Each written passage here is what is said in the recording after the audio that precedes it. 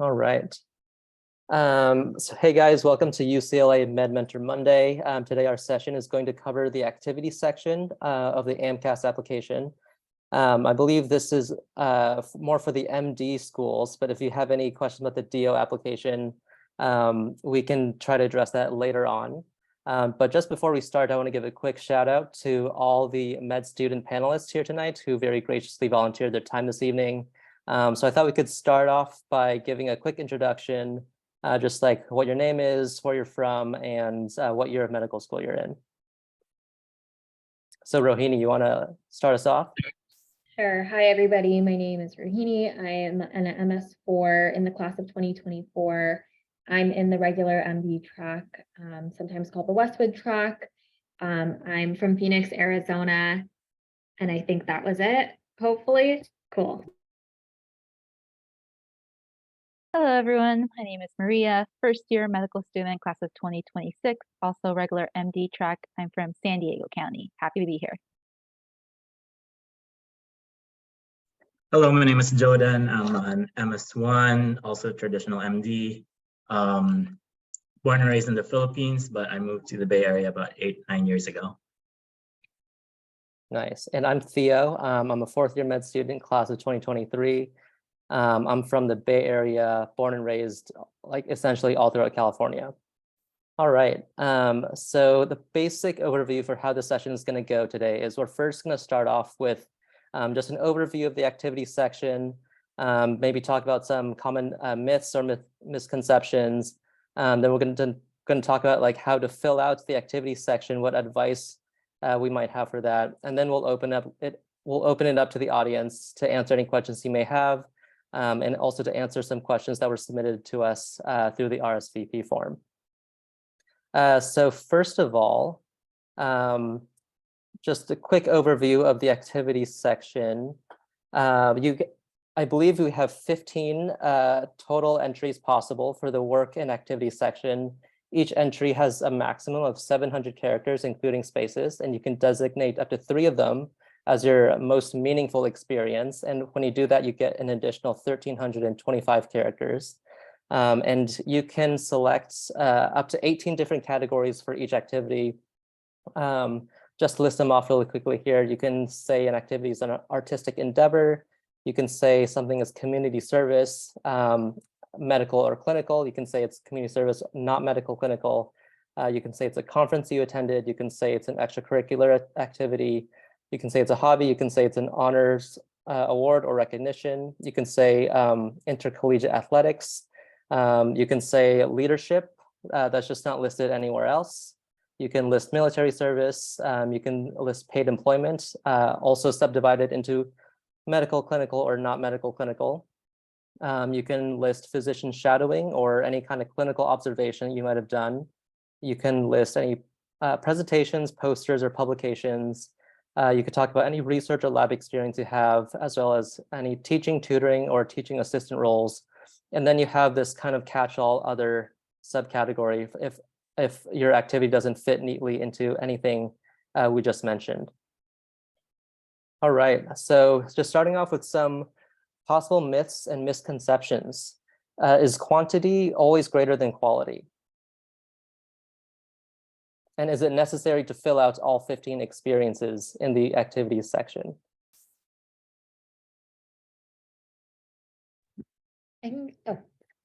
Okay. Just to go first, I think that definitely quality is really important. Don't feel pressured to fill out all 15 slots just because they're available to you. For me, I ended up using 15 slots, but I also tried to be intentional about if there were like smaller activities that I did that I was able to group together. I think grouping is something that you can definitely do if you have, for example, like tutored, but at different places, to combine that into one tutoring entry as opposed to trying to use up the space that you have and putting 3 separate activities that combines probably wasn't a lot. Combined makes up a lot of hours, but separately, maybe it was like 5-10 hours here and there. So just thinking about maximizing each entry, but not feeling like you need to use up every space. Because I think for me, when I look at applications, just like from a mentorship standpoint, I really look for the takeaways that students are writing and what they got out of their experience. And if you're writing about an activity that you did, it doesn't necessarily have to correlate with the number of hours you spent, but sometimes that it does. And so you really want to showcase the impact that experience had on you, because these 15 experiences are meant to be the 15 experiences or up to 15 experiences that you've had that have impacted your journey towards medical school and wanting to be a physician.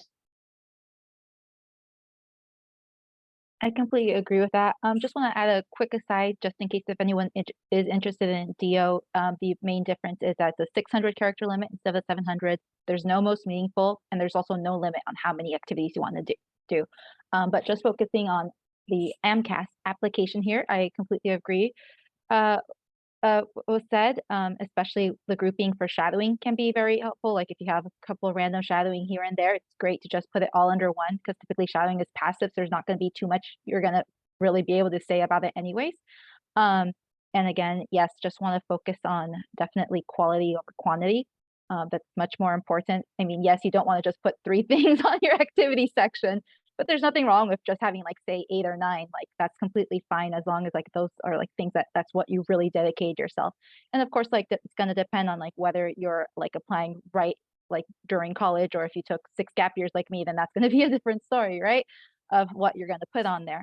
But also I just would say with the hours thing, it does, like for example, if you're going to put something as most meaningful, maybe that's where it's like be careful. It's like if you put something as most meaningful but you only did it for 20 hours, it's like how meaningful was that really to you? I mean, maybe it was like the greatest 20 hours of something that you did, but otherwise it's more likely that you're just trying to like maybe force something and like think, oh, this was like the one clinical experience I did, so I have to make it most meaningful. It's like, no, you want to kind of be careful about doing things like that. Oh, and I agree with everything that was said previously. Just one last thing to add is like, I feel like there's a lot of pressure for pre-meds to, and I myself was included in this. It's a lot of pressure to check off all these boxes that, did I do enough research? Did I do enough clinical work, et cetera, et cetera. And I feel like there's not a correct recipe to a medical student. I feel like each person has their own passions and has their own experiences, and you pursue your passion and you pursue what's available to you to the best of your ability, and whatever recipe you end up with, as long as you put in your all, usually it would, in my opinion, that would most likely be enough, as long as you put in your passion towards whatever it is you're pursuing. I completely agree. I think the name of the game is quality. It's great if you also have quantity, but at the end of the day, we really want to admit quality med students who can make a big impact, both obviously in med school, but beyond in the real world, in the hospitals and in the clinics. So we don't want someone who's just ticked off every single box and looks like a perfect cookie cutter applicant, but we're really looking for that special person who's really gone in deep and has shown a lot of commitment and leadership and initiative. And we want that to come out in these sections, in the activity section. The second question is research experience necessary? And does it matter what type of research I do?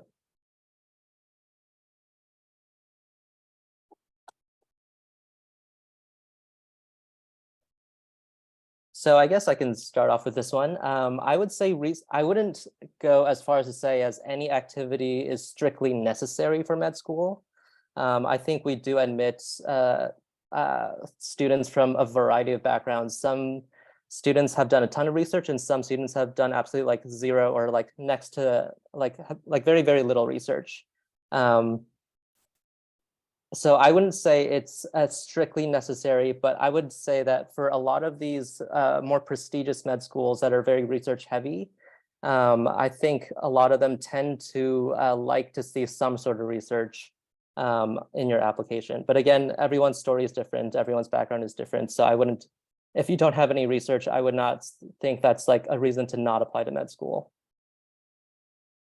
I definitely agree with that. And just to expand also a little bit, for example, myself, I didn't do any research during my undergrad years. I later did find something just to because it's like I feel it's like important, right? Because I feel like you're going to be applying to a broad variety of schools, and maybe you're not sure what you're interested in. Maybe research is something that you're going to be interested in the future. So you kind of just want to get your feet wet and like at least understand a little bit about what it's about. But you don't have to like strictly be like, oh my gosh, it has to be a wet lab, research. Like I just cold emailed and I managed to find something that was in a psychology, and I had a great time there, ended up being there for 4 years. So, started as a volunteer and then got a paid research assistant position. So it's like, sometimes you'll just find things and it's like, it's because what's more important is like, how things are impacting you and how you're impacting them more so than just trying to get an X amount of hours because it's like, that's what you need to get. And just to go off on that, I think the way that I approached my application, I applied for MD programs, and AMCAS has a list of qualities that they're looking for in applicants. And I think that's helpful to look at. It showcases things like humility and critical thinking and a lot of other skills and qualities and traits.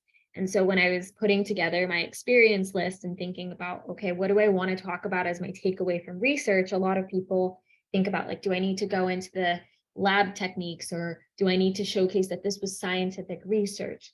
For me, the takeaway that I ended up thinking about research was critical thinking, problem solving, working with teams, and communication. And those were the skills that I highlighted. And so when I think about it like that, research doesn't need to be like scientific, biomedical, like that kind of research to apply to medical school, because at the end of the day, I think what's important is showcasing that you understand a research process, which is really important in the field of medicine, and you are able to collect data however that is. And so even if you don't have research on your application, if you have something that is showcasing all of those qualities that you would get from research, I think it's entirely appropriate to be able to describe that activity as such and to not have research on your application. But that being said, sometimes I'll see people whose applications entirely are like one brushstroke of something, lots of clinical experience, but it doesn't showcase other things about themselves. So I think for me, I like to see a little bit of diversity in the terms of activities people are doing, even if they don't have research on there. I completely agree. Oh, sorry. Oh, yeah, no worries. I'm one of those people who had like little research. I did it just to try it and see what it's like. I didn't enjoy it too much just because of the program that my school didn't really have a lot of programs for research. So I didn't have a lot of research in my application, and I ended up doing okay. And that's just like, an example of you don't have to check everything, every little box, as long as you do great and what you're passionate in, you'll still do great in general in applications. I totally agree with all the points that were just said. I think one of the points is it doesn't have to be biomedical research. If you're doing like philosophy research or French language research, or if you're psychology research or something, or like basic science, organic chemistry stuff, that definitely counts. And I think you should definitely include that because it shows that you kind of have this this inquisitive, research-oriented mind, and that it can be translated, and those skills that you learned can be translated to medical research in the future as a med student and as a resident. And I also really agree with the point that was brought up earlier. When filling out a section that you designated for research, it shouldn't just be like, oh, I learned these techniques, like I pipetted, I like learned sterile technique, I did cell culture. It should be like, oh, I used these techniques to answer this question, and this is what we found, and this is like the implication for like future science, or like also, and it can also be like, like we really struggled with some things, like potentially with our experiments, like weren't really working out. So like I learned how to ask for help. I learned how to, like be critical of my own research techniques. I learned how to redesign experiments. It's a lot of like, what did I learn and what did I grow, or how did I grow from the experience as well? I see a bunch of questions coming up in the Q&A. think we'll save that for at the end of this section, but we'll definitely get to that.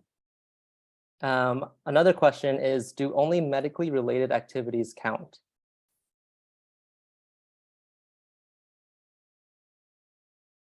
I would say no. I think we definitely want to know who you are as a person. And although I think a lot of activities can be at least tangentially brought back to the medical fields, I personally included a lot of non-medical things. So I included like my study abroad experience. I included like hobbies that I did, like any sports that I did.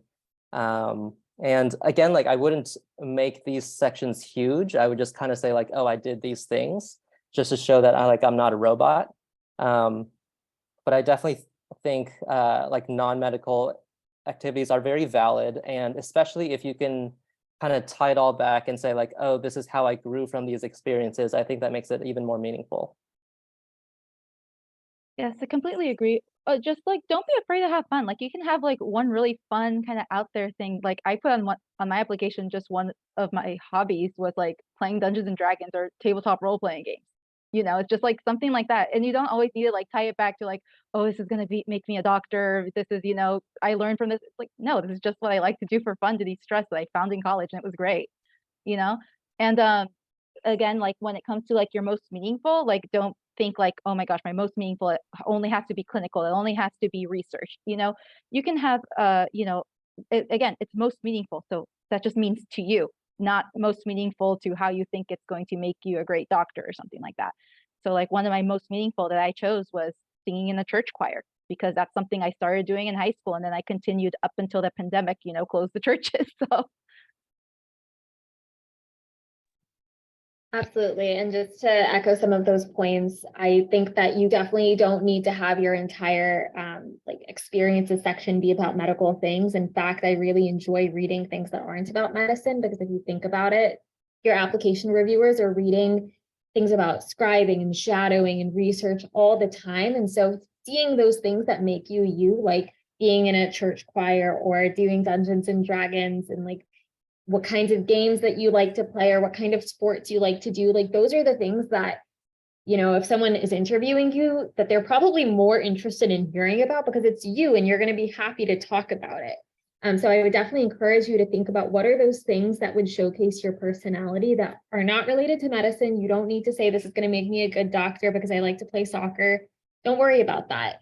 Have things on your application that are about you. The other thing, I think someone had a question, like how do you best reflect an activity such as a hobby about music, and as to how it would build you into a great medical school candidate, medical student candidate. There's two ways to approach it. One is you can definitely talk about how it would make you a good medical student applicant. You can talk about like those soft skills that you're talking about earlier, like communication and working with teams, but you can also just totally not talk about medicine and talk about something that you've enjoyed doing and it's a part of your core personality. So you can definitely do it both ways, where you talk about like, this is going to make me into a good doctor, or you can forget about that and just talk about how this has made you into the person that you are, because you're going to be a person and a doctor at the end of the day.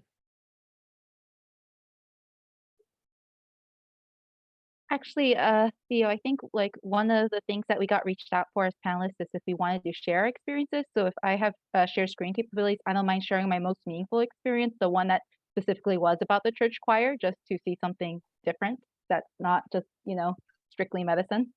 So funny, Yeah, you had the same thought I did. The activity I was going to share is not medicine related either. Right? That's a great idea. Did you say you want to share screen? Yeah, I can see if I have, let me see if it lets me. It says host disabled, so I think you have to give a Oh, so much permission. power. Yeah. Huh. Okay. Why don't we come back to that really quickly while I figure out how to work this? I guess the next question we can answer is a longer duration of activity always better? Well, I'll say that I never speak in always. I think that everything is unique to your circumstances. For some things, doing an activity longitudinally shows that you stuck with something, that it was important to you in a way that you were able to keep with it. Maybe you were in an organization for some time and you advanced roles and did more and contributed more to the organization. So all of those things are really great and definitely do stand out. But you can definitely have just been involved in something for a limited period of time and for that to have been impactful to you in some way. So I wouldn't necessarily say that there's like one answer fits all to this question. I think it's definitely like personalized based on what that experience was and whether you did it longitudinally or not and for what reasons. For example, like if you did a trip somewhere and that really was impactful to you, or you had like a one-time volunteering position that was impactful, like those are definitely things that are important. But equally important are those times that, you know, you stuck with something throughout college, or in your gap years, you did something for a long period of time. Yeah, I agree. I feel like it's not the number of hours that you did something. It's that you did something and it impacted you, or you impacted that activity that you were doing, as opposed to how many hours you were doing it. I also completely agree. It's really like number of hours, I think, is a proxy for how involved you were and how big of an impact you had on the experience and how big of an impact the experience had on you. But if you like went on a medical mission trip for a week in spring break, and you had some really powerful moments, and that kind of really solidified why you want to be a doctor, even though it's relatively fewer hours, I think that can have a very big impact. And I think admissions will be very excited to hear about that. Whereas if you spent 1,000 hours doing something and you don't really have that much to show for it, then I would argue that's like a less meaningful experience. Yeah, I think at the end, it just comes back again, like how you're expressing this in, with those 700 characters you have, or the little extra, if you mark it as most meaningful, right? Because it's like, yeah, it's something might not be that many hours, but then you write about it and it's like, this is why this is actually really the most important, things that happened, even if it was a short amount of time. So it's like, if you're trying, so that's why it's like, if you're putting something as like a lot of hours but you're writing about it in a way that's very generic and you're not really saying anything about it, that's where the trouble comes. All right, Maria, I think we fix a screen sharing issue if you want to throw yours up real quick. Yeah, let me go ahead and see if I can. All right, can you all see my screen? Yep. Awesome. So yeah, so I went ahead and just copy and pasted it so that way I didn't have to try to figure out how to do the redaction process with my PDF file. But you can see here, so I just put the experience description. I kind of talked about like how I started off in high school, and then kind of how like that process went by and almost hit the limit there at 699 characters. And then with the most meaningful remarks, that's where I kind of gave a little bit more of the background and what that looked like. But like if you read through it, I don't think I mentioned anywhere at all how this connects to medicine at all, right? Because it's like, that wasn't the point of it. It's just like, why is this most meaningful to me? And for me, it was just most meaningful because it was a way for me to, really connect with my faith and my community in that way. And then also just be helping out.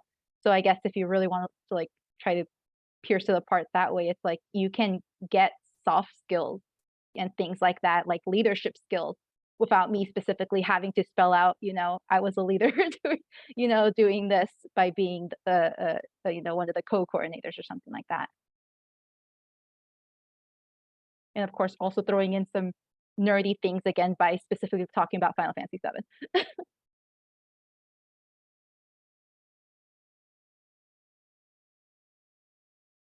I think that's great.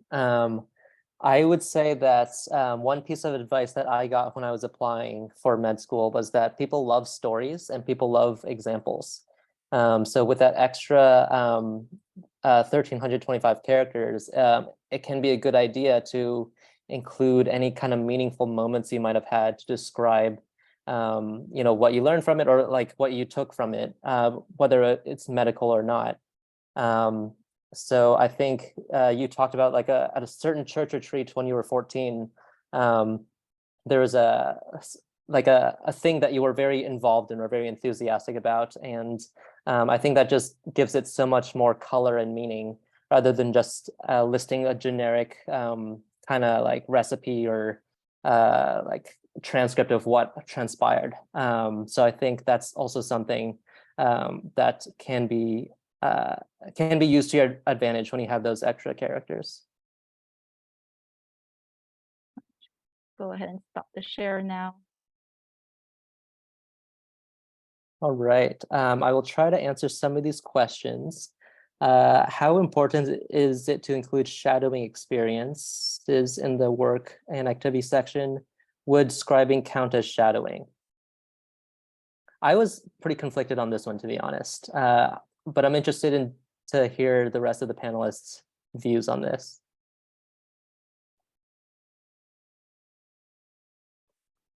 I feel like for me, the reason for having or for doing shadowing or just having any clinical experience in your application in general is it helps you answer the question, why do you want to get into medicine? And do you have an idea of what it's like working in the healthcare field?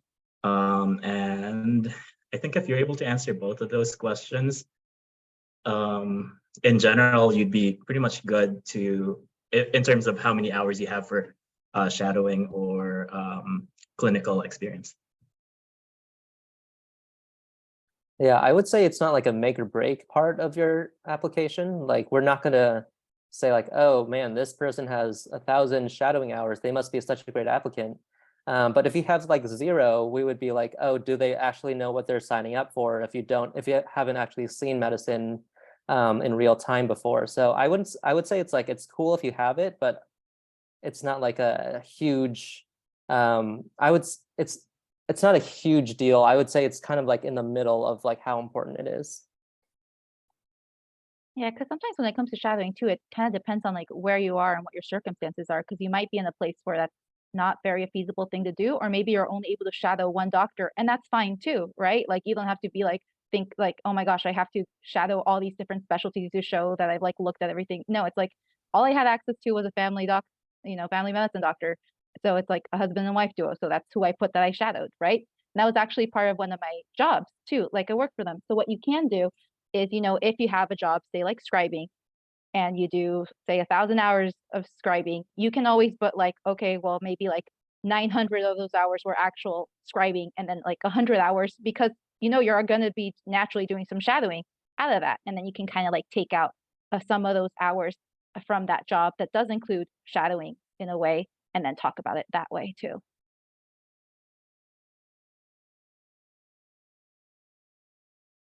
All right, one of the other questions is, if an activity encompasses clinical shadowing and leadership experience, how would you assign the category to it? Is it possible to split up the leadership aspect of it into a different entry?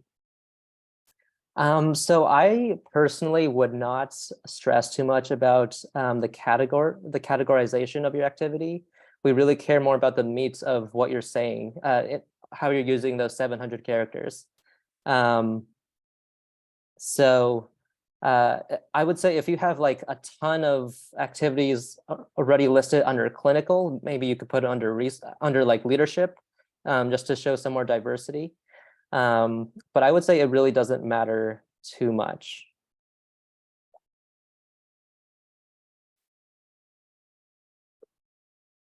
I don't know if the other panelists have differing opinions on that.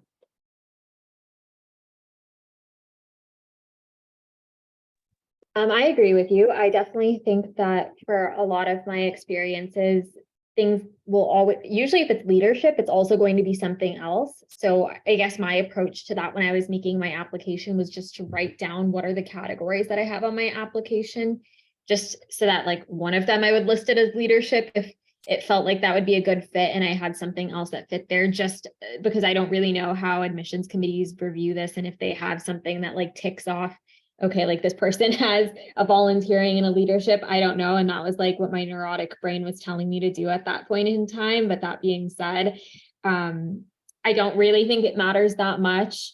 I would probably err on the side of like, if you spent a lot of your time doing a leadership position and that's what you're going to be discussing within your characters, you can definitely list it as you can definitely list it as leadership, but if you're spending a lot of time talking about how this was a really meaningful like clinical experience, you can go that way. But I really don't think at the end of the day that they're looking that deeply into how did you categorize this experience, because they're going to be reading what you wrote about it, and that will tell them that it's both clinical and leadership, for example. Yeah, I agree. Because I think, again, it comes back to what is it that you're writing? Because it'll look weird if you put this as leadership, but then you're talking all about like the clerical duties that you were doing and not really anything about leadership. So I think it just goes back to that, like, categorize it about what the majority of what you're actually talking about in your section is. I think we have time for maybe one more question for this section before we move on to the next one. And I think there's a few questions related to what should I do about an activity that I recently started and don't have that many hours in, or an activity that I have planned for the future. And I would say I would definitely include it if it's meaningful. I personally put my future activities in like locked in for sure future activities as part of one of my activities, as one of my entries in the activities section. For instance, I was going to grad school between undergrad and med school. So I talked about, like what I would be studying and like the research I would be doing. And obviously I wouldn't have like a set amount of hours for that just yet. But I think, and like, to be honest, I was asked about that activity at every single one of my medical school interviews, even though I didn't have that many hours about it, because they were all interested in what I was doing. So I would say it's like, don't count it out if you don't have that many hours or that much experience with it, if you just started it, or if you're going to do it in the future. Yeah, I think one thing, I think that the MCAS might have changed recently is now that before, like they didn't do this, but now it's actually separated out. So you have to put how many hours you currently have in that section versus what your anticipated hours are. So that's just something to keep in mind, that is something that you would have to do. And just, I think as long as you have something concrete on what you're going to be doing there, that's fine. But I mean, if you're going to put something that you're not 100% sure what you're even going to be doing in that role of a new job perhaps that you got, then maybe might not be the wisest thing to put on there. Maybe save it for like a secondary, because sometimes like a lot of secondary or not a lot, but like some secondary applications will include a section about like what are you going to be doing in between, so you're applying, and are you taking any gap years or things like that, and that maybe would be a more appropriate place to put it.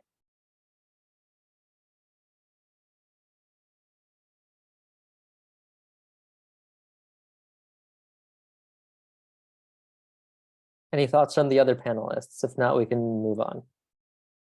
All right. So just going out to the next section, just in general, do you have any tips or advice for writing the activity descriptions? What makes a good activity description in your opinion?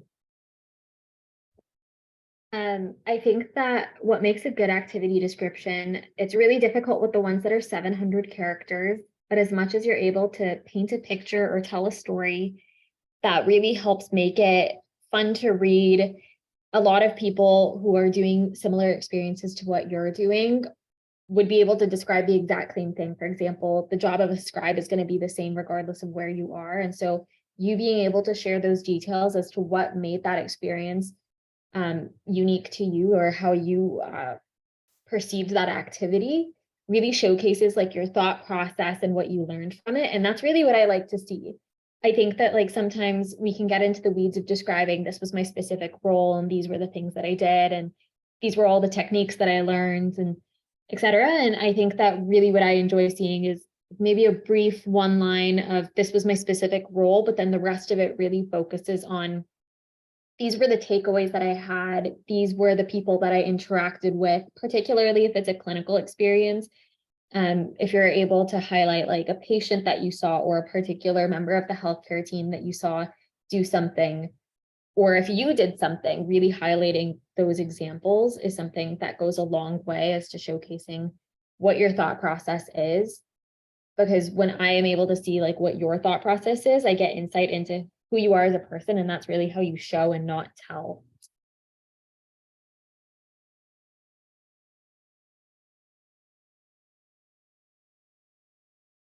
I really resonate with that. I think the top 3 things you should keep at the top of your mind when writing these description is personal growth and development. Like, what did you learn from the situation? The impact you made or the difference that you made within the organization or the activity that you were doing, and any kind of leadership positions that you might have held. We don't really care as much about what you did as like what you took away from it.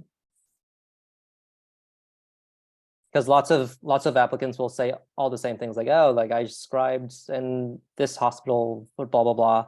Like thousands of applicants will have that. But if you can say like, oh, like I had this one really meaningful patient interaction, and that made me realize that, like, made me learn how to be empathetic, that made me learn, you know, how to go the extra mile for my patient. That's something that'll really stand out. I think it comes back down to having those stories, right? Because that's what's going to be unique to you. Yes, maybe everyone's going to have something very similar in terms of clinical experiences, but what happened, what you did in that specific case, and telling a story about it, that's what's going to make you stand out and be different.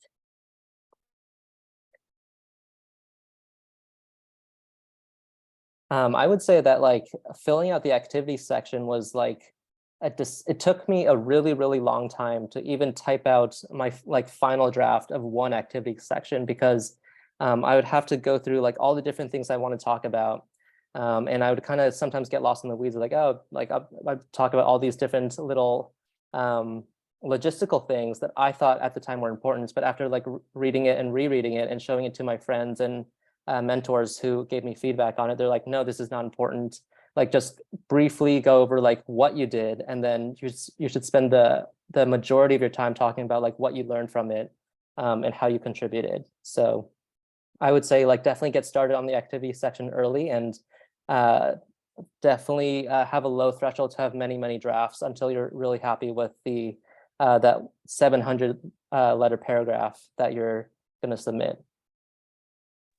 And just one other quick thing too, definitely, yes, like no more than like a sentence about what that role is. And if it's something that's like very common, like a scribing, I don't even think you need to put what that role is, because like at this point, everyone knows what a scribe is and what their job is. So unless you did something really, you know, out of the scope of a typical scribing, like maybe you're also like kind of being an MA and a scribe at the same time, then explain a little bit, but otherwise just go straight into like what it is that scribing, you know, meant for you and what you did. All right, next question. How should you mention if COVID impacted your activities, and how did you approach this? I'm gonna have to leave this up to the MS1s, because I personally did not have any experience with this. Yeah, I think for only one, or yeah, like only a couple experience, I tangentially talked about COVID in the sense like the music one I showed, right? Like I mentioned COVID in the sense like, yeah, I had to stop it when the churches got closed down because of COVID, but that was pretty much it. Otherwise, I think that's more something that was saved for the secondaries, because usually on the secondaries, during our application cycle, they had a question about COVID. Some, not all. So that might be where it's more. So it's like, unless it's like something that's like relevant, then I don't think it's really necessary to talk about it. Yeah, for me personally, I mean, I lost a job during COVID, but then I got a new one like immediately after.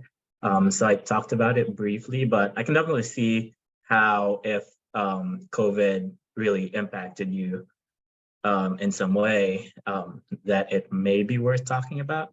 But otherwise, I agree with Maria that secondaries are definitely a good place to put it, since a lot of secondaries actually specifically ask about how COVID impacted you. All right. How important is it to have leadership positions in your activities? Are there any other ways to demonstrate leadership without a formal title?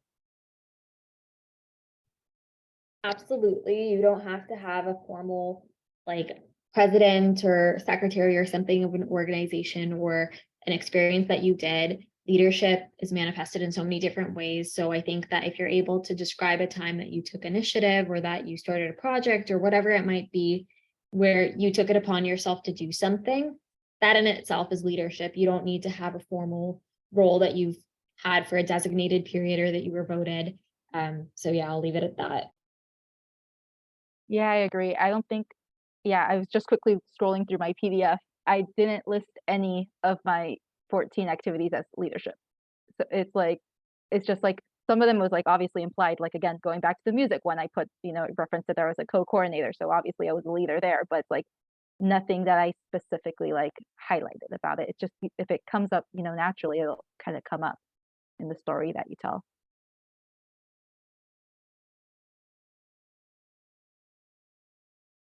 Yeah, I would agree. I think the more important thing to think about is like initiatives. So it's like if we get really excited when we see applicants who like took the initiative to do something that was like out of the ordinary, or if they had a problem and they found a way to problem solve that. We think that is those are like leadership like qualities, and you don't have to have a title to get credit for that. We just want to see that you exhibited the wherewithal to kind of take that extra step to make that impact for whatever activity that was. Next question is, so I think we answered those already, so I'll go back to the Q&A.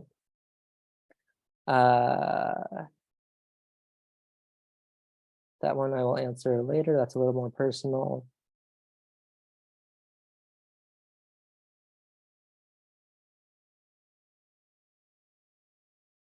Any suggestions on how to write an entry in the work and activity section for something? Oh, the gap year. We talked about the gap year.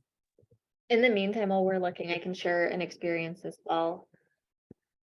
For me, this is just like a 700 character example, because I think those ones are challenging to write.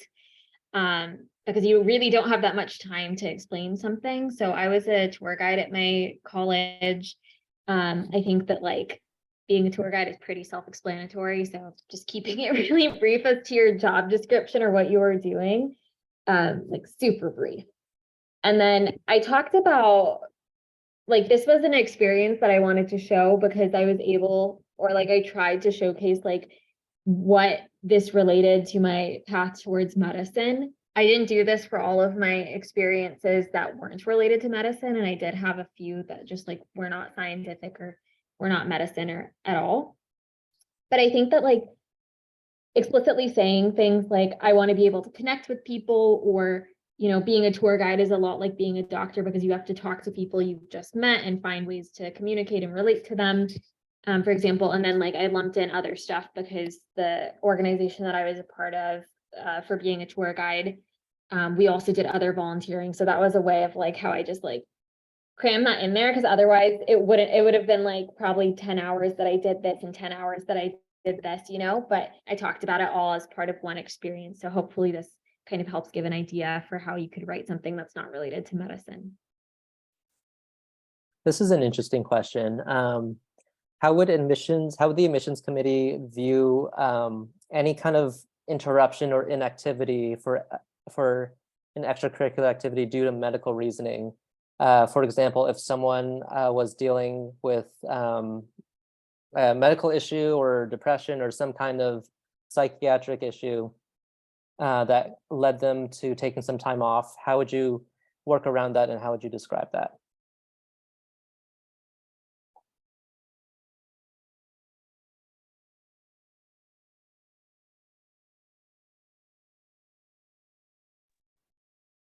I personally can't really speak to this, but I know that on some secondary and it's also been a while since I've applied to medical school, but I know on secondary applications, they'll have a question like, is there anything else that you think that we should know? Or sometimes you'll get questions like that. And so I think that's a good time to be able to explain any personal circumstances that you've had, whether it's something like this or any other challenges that you've had that have impacted your journey towards medical school.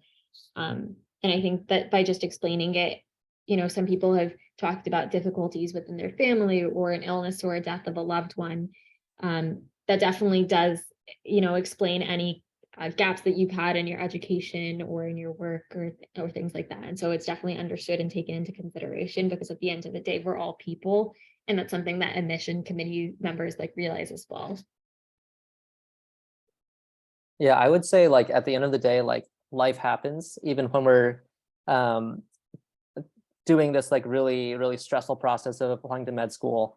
So I think everyone on the admissions committee is a person as well, and they realize that not everything is going to be smooth sailing.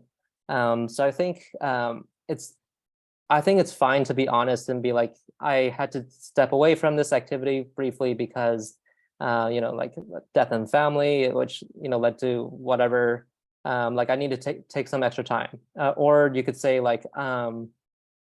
you were involved in a really heavy quarter and you were just kind of struggling with organic chemistry or something, and that kind of led to you taking some time off, or led to you backing off a little bit from your activities. I would say that's in general, it's probably okay to just explain that if there's any kind of significant gap in your activities section, and just say and just explain where you were coming from.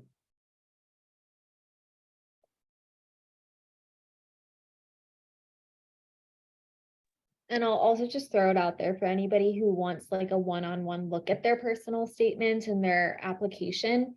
Med mentors definitely can help with those unique circumstances, and just have someone talk to you one-on-one about the different things that you went through, and take a look at your application to give you a better picture. Because while we can kind of generally speak, of course, looking at your experiences and how you portrayed them can also help as well get a second opinion.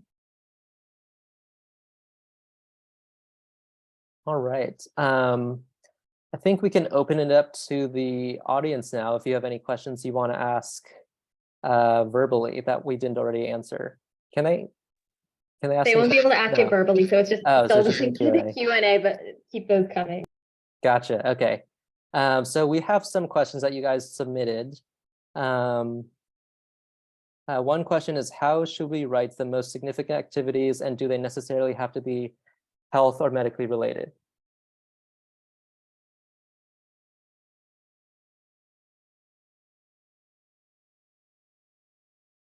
That's kind of a tricky one for me. I was just reading my application again, and I think I listed 2 different clinical experiences and 1 research experience for my most significant. But I made sure to emphasize different points and the different takeaways I learned, to make sure they were distinct. I don't want to have 2 different clinical experiences and both of them kind of have the same conclusion. And so I would say in general, no, they don't all have to be health or medically related, but I would say it's probably a good idea to at least include 1 or 2 of them, because you are applying to med school and we want to see that you have thought seriously about this. And a common question you will get asked in the interview is, why do you want to go to medical school? Why do you want to become a doctor? And I've always find it's a more powerful answer when you can say oh, I've had these experiences in the past, and based on what I learned from this made me want to do medicine. So I would say probably at least 1 or 2 should be medically related. I think one thing that could help as you're considering what experiences to list and which of them should be the most meaningful if something isn't immediately coming to you, because I know when I was making my application way back when, I think maybe 1 or 2 of my most meaningful experiences was really clear to me, okay, these were super meaningful, but now these 2 are kind of tied between 3rd and 4th, and which one do I want to spend the characters on? For me, what I did was I focused on just jotting down what are the different activities.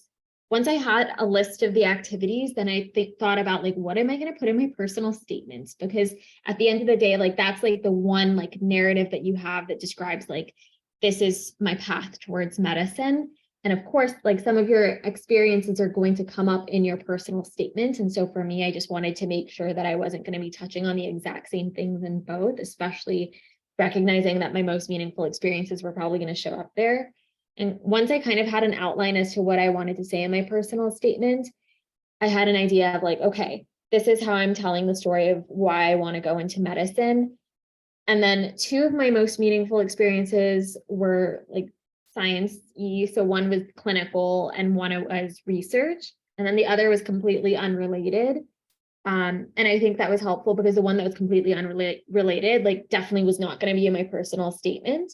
Just because it didn't fit into like a narrative per se. But I think that that kind of just gives you an idea as to like designating those most meaningful experiences and making sure they're definitely, like Theo said, highlighting why you want to be a doctor, while still giving you the opportunity to not have to like force yourself to pick things that are only clinical or research. Yeah, I agree. I mean, I already showed, right? One of my most meaningful was just talking about being in church choirs and why that was important to me and had nothing to do with medicine. So that's completely fine because again, that's just showing an aspect of you being a human being and having interests outside of medicine, which is important to do, right? Because otherwise you're going to get burnt out. All right, this is an interesting question. How descriptive versus how reflective should you make your activity section? Would it be a red flag if you mention another activity or experience in your personal statement as impactful, but it's not in your activities? I wouldn't say it's a red flag. I wouldn't go that far, but I would say it'd be kind of weird if you mention like a meaningful activity, and it doesn't show up in your activities section, because we think if it's meaningful to you, we'd probably want to, we want to hear more about it. So the only example where I could possibly think of that being the case is like if you talked about like an activity like way back when, like something you did in like middle school or high school or something, that you want to talk about in your personal statements, but it like doesn't show up in your activity section. But other than that, I think like whatever you think is meaningful should, in general, show up in your activity section if it was like an activity or work experience.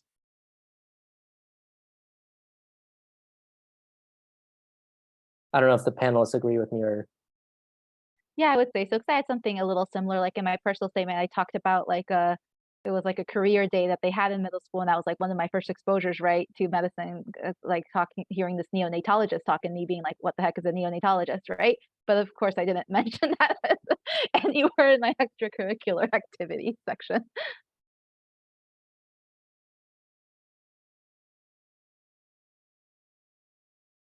All right, just in the interest of time, blah, blah, blah. What kinds of activities outside of medical experience can you do? I think we've already answered that. How many years back are we allowed to go to include an activity on the activity list? I've heard mixed things, but some people told me you can even include something from high school if it meant a lot to you and you were very passionate about it.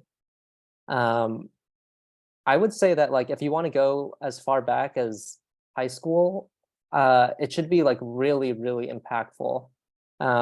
So like just taking an example, if you say like you were in the Girl Scouts and you sold Girl Scout cookies a lot in high school, and it kind of stopped at that, I would be reflective and question if that was a really, really meaningful experience to you and why.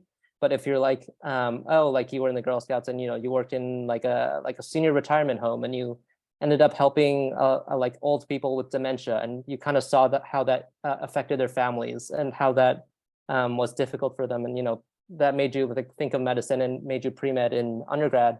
I think that can be included. So I think like if it is like a really big deal and you kind of have that like continuity throughout undergrad, I would say that's fair game. But if you're just including like high school experiences to say like just to like fill out your CV and make it longer, I would say it's probably not as wise. Yeah, I agree with that, especially like if you're gonna say like, oh, the one clinical experience I had was during my high school years, that's not gonna look good, right? But if it's like this is like a clinical experience I had during my high school years that then changed into something else. Like I did something like that where I talked about like during high school I was a clinical career extender, but then that transformed into me being exposed to what a certified nursing assistant is, and then that's what I did for 5 years, was being a certified nursing assistant. So something like that. So there has to be some sort of thread of continuity, I think, that's gonna help put like why something that you did so many years back potentially is going to be here. Because otherwise, you know, you could save it for an interview, right? If it's something like that, it could just come up naturally in an interview instead of like taking up one of these like potentially 15 spots that you have, or trying to make something more that isn't really necessary.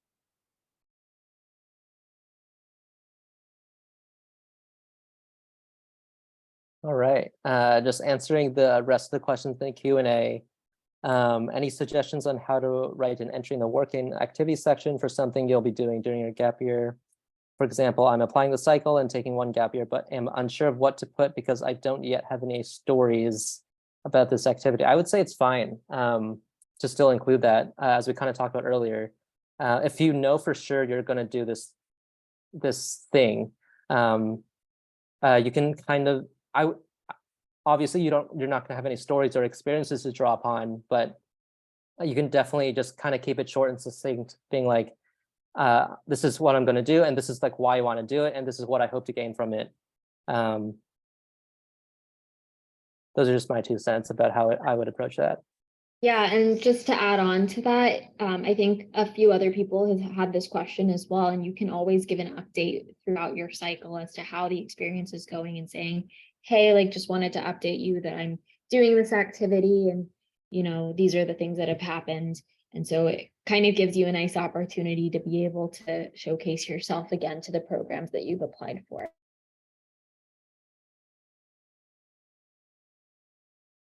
All right, next question. How to differentiate when writing about different clinical experiences?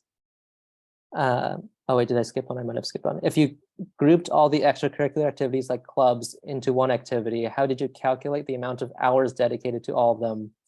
And how did you describe the impact in one?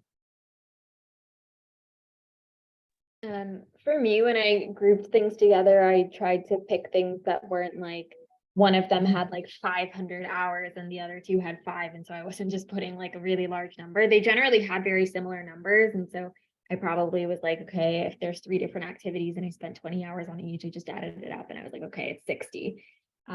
So I think that's how I would approach it. Usually the ones that you're grouping are probably going to be the ones that are either like very similar experiences, like maybe you were a scribe at 2 different places, and then at that point it's fine to just combine that even if it's a large number, or if it's something that like you did a bunch of one-off things and it's like yeah, I don't know. I think that it definitely depends on what these experiences are, but I would just add them up because you're going to be talking about all of these different experiences.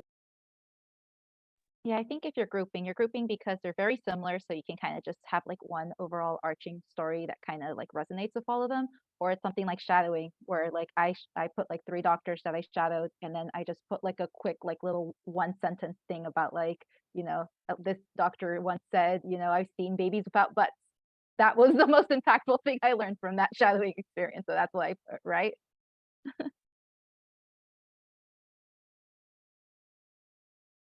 All right, how to differentiate when writing about different clinical experiences, since they all inform the question, since they all inform about answering why medicine. Well, I think, at least like in my experience, different clinical experiences can lead to like different lessons that you learn. Like, for instance, when I worked at a free clinic, like I could talk about things like advocating for my patient who didn't have as many resources. I could talk about like the different leadership experiences that you had. Whereas like if I had like another extracurricular, there's definitely like the point that I'm trying to get at, I think, is for clinical experiences, there's a lot of different lessons we want you to take away. There's not just like one thing. You know, there's like resilience, there is like humility, there's empathy, there's advocating for someone else, there's like cultural humility, learning about someone else's perspective. So I think there's a lot of different ways you can go about answering those questions. So if you have different clinical experiences, I would say try to distill down which activity kind of led to certain certain lessons that you learned and try not to repeat it for the other one. But if you end up having to, like, that's totally fine. We don't mind hearing about how great of an applicant you are twice.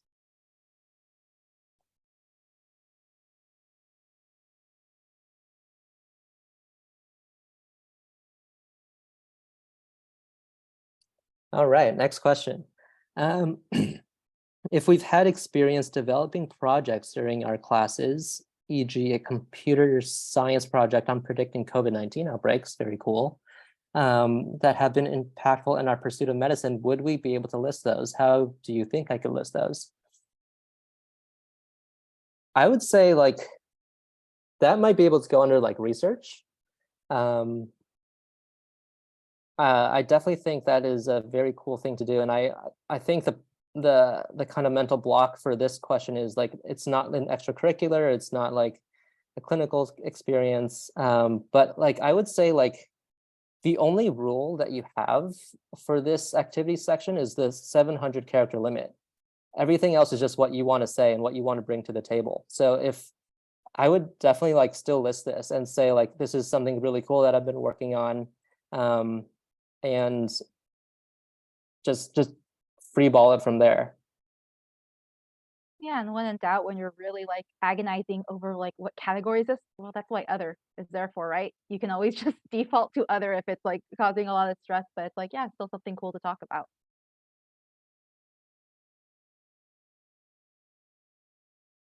All right. Last call for any other questions from the audience. There is one. Would y'all think a senior capstone project that was meaningful to us be considered an experience? Yeah, again, like the key word is meaningful. If it's meaningful to you, then like, why was it meaningful? And then if you can come up with a compelling reason for yourself, then I would definitely include that.